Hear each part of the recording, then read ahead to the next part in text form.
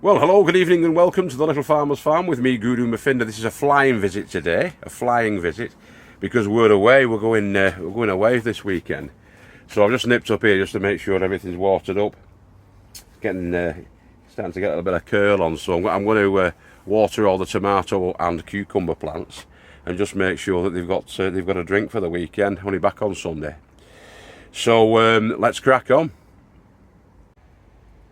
There's still some nice tomatoes on here. These sun gold, some nice vines on,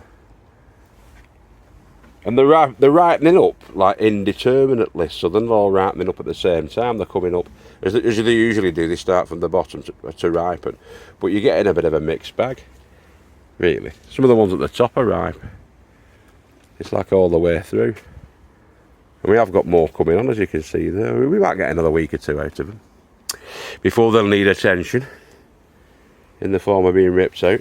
Those plum tomatoes are the same there, look. They're getting red now. In fact, they'll be ready in the next couple of days. About 2 or 3 off the bottom, they'll be ready in the next couple of days. Have I got any more on here? Yeah, there's some cherries. Red cherry. Super sweet 100.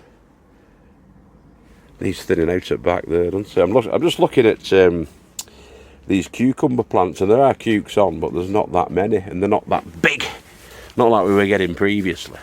They're more like pickles at the moment on here. But we'll see how they get on. There's a nice one there, look, at the back. That's filling out quite well. So yeah, we've probably got about the same length of time. There's some small ones down there, some pickly ones. Might do some dill pickle. In fact, I will. I'll do some dill pickle with these, I think. The ones that remain. Yeah, still getting the sort of flowery, fruity ends coming on. But I don't know how much longer these have got left.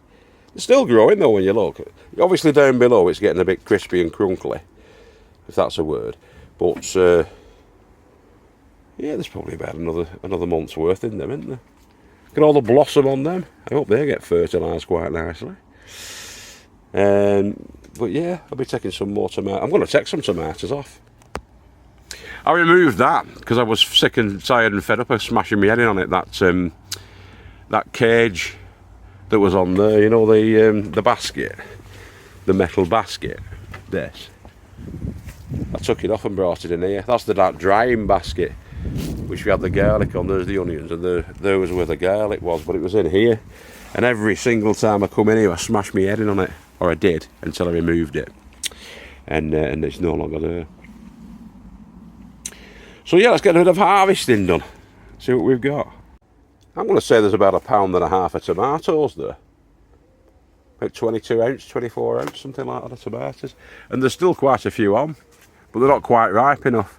I'll wait until they're a real golden orange, like a proper orange if you like, before we check them. And yeah, there's probably the same amount again on these bushes as there were, as I've just taken off, that will be ready in the next sort of week. And then more coming on, if you look there, the greens coming through. Same with the reds. They need thinning, them. Have I missed those? They're running rampant. And you won't get any decent tomatoes off them vines. So I might clip them out and just leave what's on. But yeah, not bad. Not bad, in fact good. Look at all them blossoms on that one there. That super sweet 100 there. I've got my fingers crossed for that. One never knows. I'm just in the netted cage, the big netted cage, looking at me last batch of beetroots. Some of these are starting to bulb up at the bottom there, starting to fatten up, which is good. So I should have about I'll say about 30 beetroots there altogether when they come through. Cabbages, I might well take these cabbages because they're being attacked, even though they're small. I might just take them because I don't think they're going to be growing much bigger then. I have a feeling there's going to be club root again in that bed. There was club root here in this one, although the cabbages that were in here went massive. For some reason, Not as much growth on that. Although the kale's thriving, the cabbages don't seem to be. There's club root in this one, and well, more this one and that one. But the cauliflowers that were in there, they did fine. They did fantastically well, actually. Didn't see any club root in here. In where the broccoli was, the broccoli and the calabrese was in here, and that did well. That did excellent. I mean, if you look back through the videos, that did fantastic. The cauliflowers did fantastic, even though there were club root issues in there. So who knows? There might be another issue. It's a constant battle with these weeds. I did that last week, and there wasn't a weed to be seen. And look at it. Anyway, enough about my side. Although I might have a look at these, actually. These, let's have a look in here. See if the butter beans are performing. See, there's plenty of blossom on these. I opened this about a week and a half ago just to make sure that the pollinators could get in. But I don't know whether it's open wide enough to get them in and out because of that. I didn't want it flapping around, but I wanted it open so that the pollinators could get in and out. The bees, etc. The cabbage white butterflies. It doesn't matter in here, the cabbage whites. Because it's not a brassica tent, this. It's a bean tent. But there's loads of blossom on, but I don't know if there's any bean pods growing on. I'm hoping so. They tend to hide. They're the masters of disguise, the butter beans.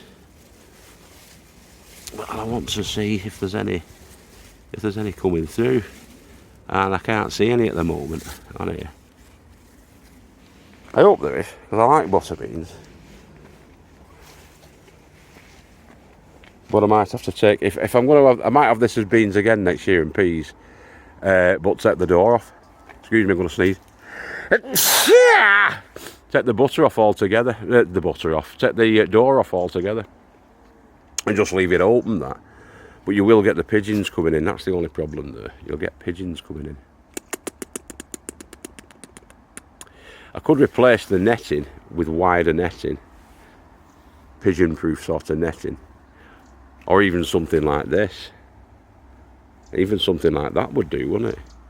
So that the bees and pollinators can get through, but the pigeons can't. That might be an idea for next year. If I don't get any... Although the peas did okay. When the peas were in here, they did alright. They got pollinated. We got peas off them. But yeah, I just can't see any pods growing on these plants.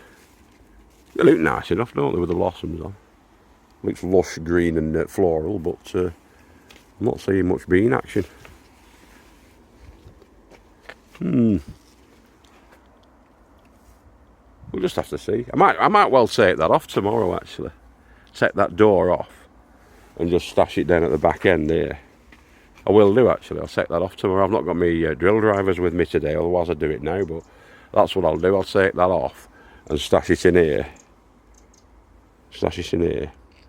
Stash it in here. And then let the pollinators at them. Give them a better chance. Let the dog see the rabbit. Yeah. Lesser cabbage white, that.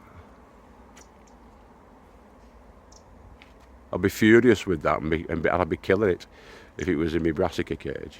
But I'm not bothered it's in here. They don't really affect the beans. They don't affect the pulses. They affect the brassica family. I bet there's got to be beans on there. There's got to be pods of beans on there. Because I bet there's been about 1,000 blossoms on it. One never does know, though, boys and girls. One never does. Now, I'm going to be representing Team McDerby on Sunday when we get back in the big veg weigh-off. Now, he's only got one that he's entering. It's the pumpkin, and he was a bit worried it was a bit naff this year. But we've, well, Steve Piper's had a look. A couple of people have had a look round on all the plots, and he said there's people who aren't really doing well this year at all with the pumpkins, with the squashes. And it's been a poor year for him all round. So he's going to enter it anyway, see where he comes. Last year he won it. I think Mick's won it 3 times. I'm not 100% certain, but I think he's won it 3 times in the last sort of 5 years, Mick. the pumpkin, the giant pumpkin. But I'll be weighing it in tomorrow. Sorry, I won't. I'll be weighing it in on Sunday when they're doing the weigh-offs. What am I forgetting? I'm forgetting my tomatoes. Like I say, it's just a flyer tonight because I've got to get off because we're going away. But yeah. Anyway, keep growing with your heads down. Remember, doesn't matter what you are, as long as you're a nice person. If you're a lady, you've been beautiful, fantastic and fragrant. If you're a gentleman, you've been forthright, virile and masculine as ever. And if you've been something in between, you've been something in between.